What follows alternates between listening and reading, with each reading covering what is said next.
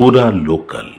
ముఖ్యమంత్రి గారు ఏమన్నారంటే మేము ఈ 10 మంది ఎమ్మెల్యేలు డిస్క్వాలిఫై కారు, అది గతంలో కాలేదు, ఇప్పుడు కూడా కారు అంటే నేను వెంటనే ఇక్కడ నుంచి సుప్రీంకోర్టులో ఉన్న మ్యాటర్ని మీరు ఎట్లా మాట్లాడతారంటే మాకు ఇమ్యూనిటీ ఉంది, మేము ఏదైనా మాట్లాడవచ్చు ఈ సభలో లోపల మాట్లాడతామన్నారు. అయితే ఐఎమ్ కోటింగ్ అధ్యక్ష, page number 1021, discussion on sub judice matter, members cannot refer to any matter of fact on which a judicial decision is pending.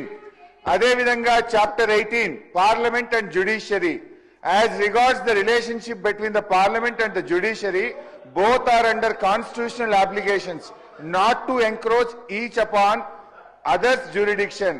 In this respect, Article 121 provides that the conduct of a judge or a Supreme Court or High Court cannot be discussed in Parliament except upon a motion for presenting to the President praying for the removal of such judge.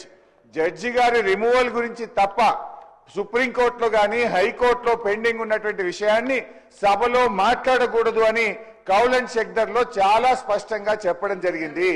నేను అందువల్ల మీతో కోరుతున్నా, ముఖ్యమంత్రి గారు ఇవాళ సర్వోన్నత న్యాయస్థానం supreme court యొక్క